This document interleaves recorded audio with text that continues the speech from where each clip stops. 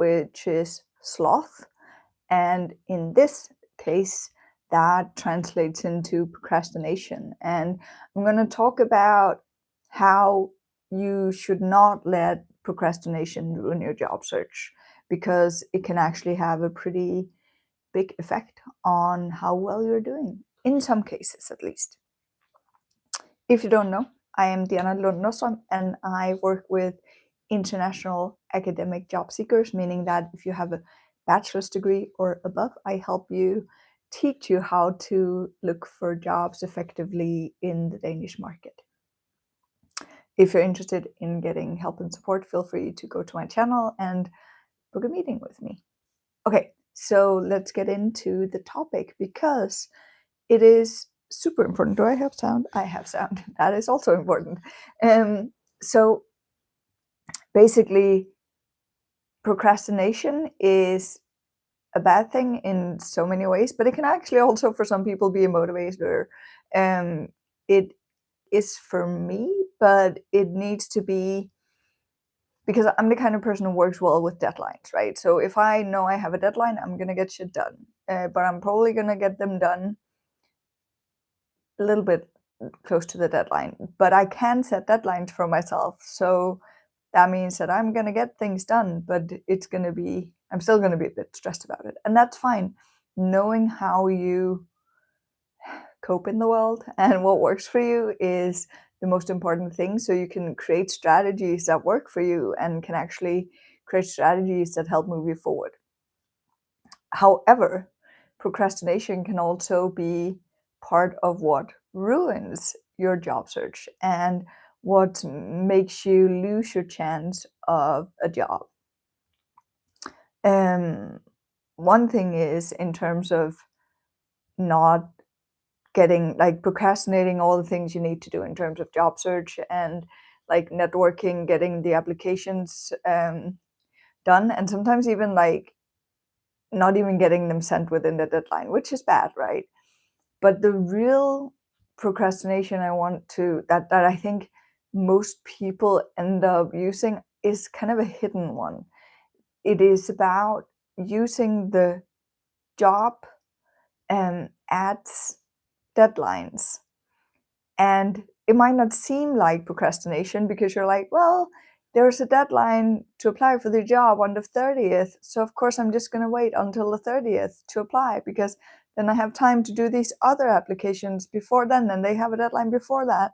And I did this as well when I was newly graduated and looking for jobs. I was working on the basis of other people's deadlines, and meaning that I kept procrastinating on the jobs and the applications, even for the position I found the most interesting, because it was like, oh, but there's another job here that has a deadline before. But the thing is that there's at least two things to this. One is that they might read the applications as they come in. That means that whenever you apply, if you're between the first, you're more likely to actually get in the S pile, because they don't have a lot of people to like compare you to yet.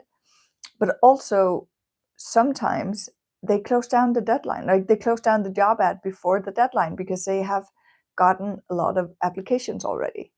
So when you procrastinate on and run on other people's deadlines, it becomes a negative, because you might actually miss your chance. And I'm saying this well aware that this is not always the case. The past two jobs I got myself, I applied the day of the deadline. So it's not that it's not doable, it for sure is. But I'm just saying there's no reason. The only reason I did that was because I hadn't seen the job ads before. So the reason you want to apply earlier is that you want to give yourself the best chances possible, right? And you do that by setting your own deadlines. So don't procrastinate and wait to their deadlines. Set your own. And I usually recommend applying like 5 days after the job is posted. I'm not saying you can't apply later. Again, it's totally doable as well. But the thing is, you get better odds even for in Denmark, when you have a governmental entity who has a job, they have to post them, and they have to be open for the time that's set on the posting, so they cannot take them down beforehand. But that doesn't mean that they're not necessarily reading the ads as they come, or the applications as they come in, right? So you want to actually get your material in as soon as possible to give yourself the best odds. And if you know anything about the Danish job market at the moment, Novo just started letting go of about 5,000 people in Denmark alone. That's quite a lot. And there's a lot of other companies who seem to be letting go of people at the moment. So starting to get a bit of a pressured job market here. And I'm not saying that the job market is collapsing at all. We're like still looking and hoping that it doesn't go totally awry. But that means two things. That means that it's going to be a tougher job market when you apply, especially if you're within pharma, right? Because Novo is the biggest pharma company in Denmark. So basically, you'll have a lot more competition on these, and they will get a lot more applications, most likely. That means that they might actually close down the job ads before the deadline has passed.